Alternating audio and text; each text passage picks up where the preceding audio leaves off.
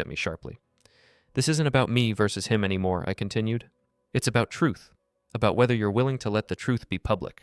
Her voice cracked. You want me to admit everything out loud? I want you to tell the truth, in front of the people who heard the lies. You owe them that, and you owe yourself that much too. Amanda closed her eyes. I don't know if I can. I leaned back. Then you're not ready. She stood slowly, tears in her eyes. I'll think about it. I nodded. You should. That night, my phone buzzed again. A text from Morrison. Sheriff served the papers. Derek is officially on record. If he comes near you, call us immediately. I stared at the screen, then out the window into the darkness. Some endings don't come with grand gestures. No explosions, no yelling. Sometimes they come in the form of a folded letter served by a man in a brown uniform. Sometimes they sound like silence after the storm, and sometimes they feel like the first breath of freedom after holding it for far too long. 2 days passed before I heard from Amanda again. She called early Wednesday morning just after 7. The kind of hour that only means one of two things, emergency or confession. I answered. Dad, she said, voice quiet. Can we meet, just you and me? I hesitated for only a moment. Where the diner? 2 o'clock. Back corner. She hung up before I could ask anything else. I arrived 10 minutes early, sat in the booth facing away from the window. The lunch rush had mostly passed, leaving only the clinking of spoons and the hum of a ceiling fan with a slight wobble. I didn't order coffee this time. I needed my mind clear. Amanda showed up on the dot, dressed in a navy cardigan I remembered giving her for Christmas years ago. Her face looked pale, but steadier than the last time we spoke.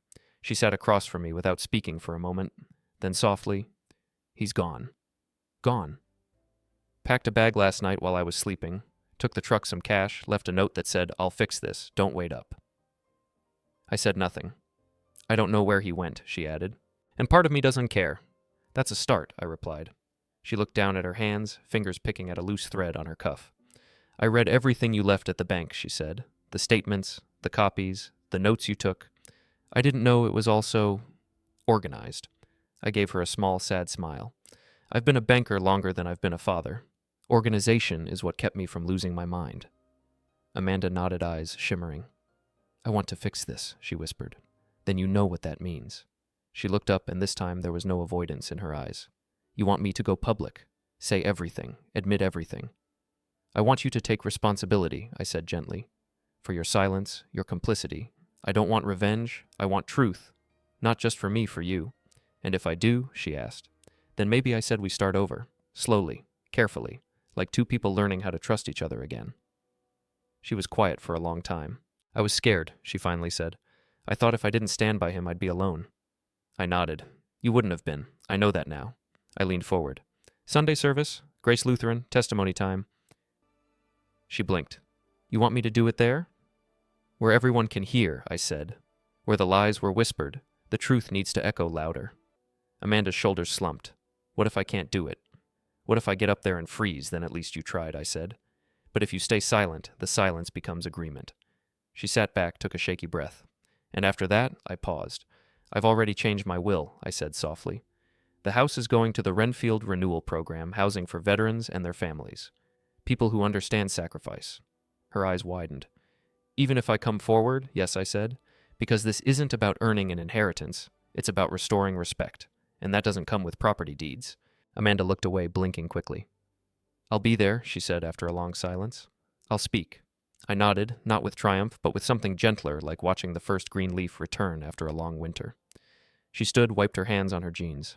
I'm sorry, Dad. I know, I said. But this time, let's make sure other people know too. That evening, I walked by the church, watching the late spring light filter through its stained glass windows. Inside the sanctuary was quiet, empty, echoing with nothing but possibility. I sat on one of the front pews alone. I thought of Lillian, of how she would have handled all this with more grace, probably, more gentleness. She always saw the best in Amanda, even when I couldn't, but I hoped she'd be proud of the man I'd become. Not harder, just clearer, not colder, just stronger. Sunday was 4 days away, plenty of time to prepare, plenty of time to let the truth take root. And if Amanda followed through, maybe, just maybe, it would be enough. Enough to rebuild, enough to heal, enough to turn the page on a chapter that had taken far too long to end. Sunday morning came with the kind of stillness I hadn't felt in years. Not silence exactly, birds were chirping. A lawnmower buzzed faintly down the street, but the stillness of a town holding its breath. Grace Lutheran Church was already half full when I arrived, more than usual. Word travels fast in Elk Bend, especially when something unusual is about to happen. I took my usual spot, third pew from the front left side, and nodded to Pastor Williams as he passed by in his white robe. He gave me a small, knowing look. Nothing more needed to be said. The stained glass windows cast soft colors over the polished wood floors. For a moment, it reminded me of Amanda's baptism. Lillian had cried that day happy tears, overwhelmed by the weight of beginnings. Now we were here again. Another beginning, maybe. The service started as always. A hymn, a prayer, a passage from Corinthians about love being patient and kind. I barely heard it. My eyes stayed fixed on the back of the sanctuary where Amanda sat alone, her shoulders stiff, her hands folded so tightly they looked painful. She hadn't seen me yet. At least I didn't think she had. When Pastor Williams stood at the front and cleared his throat, signaling it was time for testimony, a ripple of quiet moved through the congregation. The kind of quiet that comes when everyone knows something real is about to happen. Amanda stood, slowly, deliberately, and walked the long center aisle in flats that made no sound against the hardwood floor. I watched her climb the steps to the podium. She gripped the sides like they were the only things holding her upright. She looked out over the rows of familiar faces, neighbors, teachers, people who had watched her grow up, people who'd heard the whispers and didn't know what to believe. Then she spoke. "My name is Amanda Royce," she began, voice clear but trembling, "and I have something I need to say about my father." A hush fell so deep you could hear the creak of an old pew shifting. For the last 5 years, my dad, Walter Hargrove, has been paying for nearly everything in my life. Our mortgage, our car insurance, our groceries, my student loans, the wedding Derek and I had. Even the flowers on the tables were paid for by him. She paused, took a breath. I let that happen. I let my husband take advantage of my father's kindness. I stood by when he was treated like a burden in the house he paid for, and when my dad finally stood up for himself, Her voice cracked. She swallowed hard. I gave him an ultimatum. Some in the crowd looked stunned. Others simply looked down. I told him to do what Derek said or leave. She looked over toward me then, right at me, and he left. Quietly, with dignity, and I didn't chase him. I let the only man who ever protected me walk out the door because I was too afraid to admit that I'd married someone who never truly loved me, someone who loved what my father gave us. The congregation stayed still. You could have heard a tear hit the floor. My dad didn't abandon us. He stopped enabling us, and for that I am not angry. I am ashamed. She stepped back from the podium, not rushed, not dramatic, just finished. Then she walked back down the aisle, eyes glistening back straighter than I'd seen in years. When she passed me, I reached out and gently touched her hand. She squeezed once, then let go. That was enough. After the service, people approached me quietly, some with pats on the back, others with soft words of support. Mrs. Langley simply pressed my hand and said, "We didn't know, but we do now." Pastor Williams found me near the coffee urn. That he said with a tear in his eye was real repentance. "You taught her that." "No," I said. "She taught herself." Amanda waited for me outside, standing near the church steps, arms crossed over her chest like armor. I walked up beside her and didn't say anything right away. Neither did she. Finally, she whispered, "I thought they'd hate me." "They didn't," I said. "They saw the courage in what you did." She looked at me then.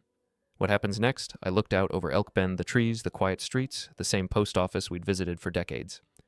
"What happens next," I said slowly, "is up to you." She nodded. "I'm ready to start over," she said. "Then let's start small," I replied. "Coffee, Tuesdays, like old times." Her smile was tentative but real. I'd like that. 3 months later, I stood on the front lawn of the house I used to call mine and watched 3 veteran families unload moving boxes from donated trailers. Children's laughter rang out as a boy in a red ball cap raced across the driveway, arms spread like airplane wings. His sister followed behind with a worn teddy bear tucked under one arm. It didn't feel like loss. It felt like relief, like breath returning to lungs that had been too long held tight. The Renfield Renewal Program had done an incredible job, better than I expected.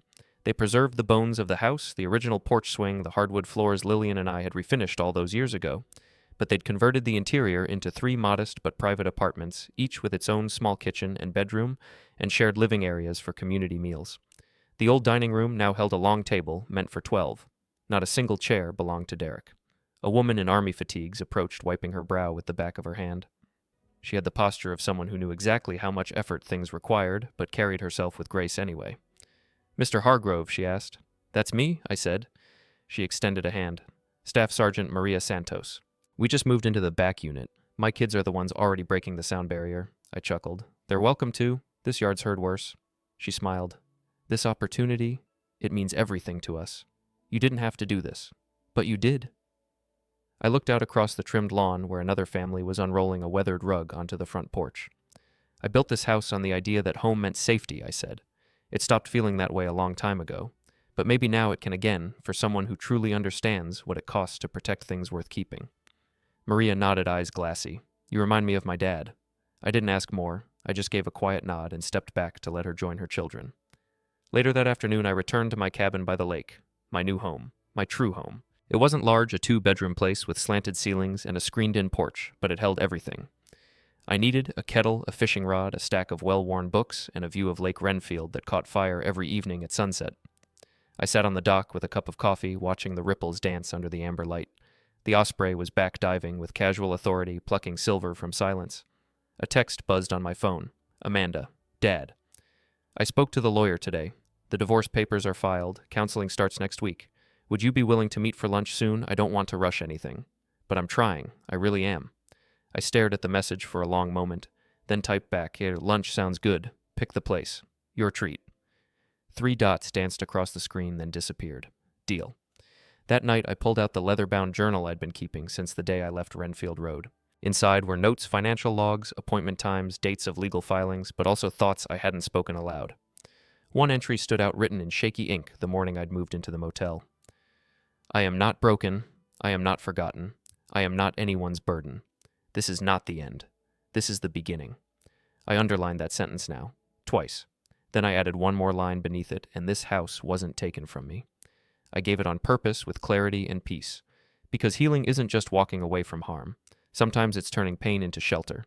Sometimes it's choosing to be the door someone else walks through toward safety. And sometimes it's learning that what you give away with love carries more power than what anyone could ever steal. I arrived at Miller's Cafe 10 minutes early. Old habit. The place hadn't changed much. Same red leather booths, same chalkboard with the daily special written in uneven cursive. Today's was meatloaf, mashed potatoes, and something called surprise pudding, which I wisely avoided. I chose a booth by the window. Not our usual spot from when Amanda was a teenager, but close enough to remember without leaning too hard on the past. When she walked in, I noticed it immediately. Her posture was straighter. Her eyes were clearer. She wore no makeup, no jewelry, just a plain blue blouse and jeans, and something about that told me she had nothing to hide. Hi, Dad, she said, sliding into the booth. Afternoon, I nodded. Nice choice. Haven't been here in a while. I figured it was neutral ground. She smiled faintly. I smiled back. The waitress came and we ordered. Coffee for both, turkey club for me, chicken salad for her. No long conversations yet, just decisions. When the waitress left, Amanda folded her napkin once, twice, then looked up. I've been reading, she said. Books on boundaries, emotional codependence, financial enmeshment. Sounds like heavy reading, I said. It is, but it explains a lot. About me, about how I let things get that far. I let her speak. I always thought I was being loyal, she continued. Standing by Derek. Supporting our family. But really I was avoiding confrontation, taking the easy way out. Enabling, I offered gently. She nodded. Exactly. The waitress returned with our food. We thanked her and began eating quietly at first. Halfway through her sandwich, Amanda set it down. I've taken a second job, she said. Evenings. It's not glamorous, just front desk at the community center. But it's mine. That's good, I said. How are the finances? Messy, she admitted. But manageable. I've spoken to the credit card companies. We're setting up a repayment plan. I didn't know you could do that, actually. You'd be surprised what people are willing to work out if you're honest. She smiled. That's new for me. The honesty part. A silence settled between us. Not awkward. Just real. Do you miss him? I asked. Her fork paused midair. Some nights, yes, she said slowly. But I think I'm grieving the version of him I wanted to believe in. Not the man he turned out to be. That's fair. Part of me wonders, she added, how long I would have stayed if you hadn't left, if you hadn't forced the issue. You might have stayed forever, I said. Sometimes pain is the only thing loud enough to wake us up. She blinked, then nodded. Dad, she said after a moment, can I ask something? Go ahead. Do you think we'll ever be what we were? I leaned back, fingers tapping the edge of my mug. No, I said honestly. But that's not a bad thing. Amanda tilted her head. We're different now, older, wiser, hopefully. What we were was built on habit and history. What we could be, that's built on choice. On mutual respect. She smiled slowly. That sounds better, actually. It is, I said. But it takes time. You've already taken the first step. I know it's not enough, she said. Just one apology. One testimony. But I meant it. I know, I replied. And I heard it. She looked down at her plate. I still feel guilty. That's not a bad thing, I said. Guilt can guide you, as long as you don't let it rule you.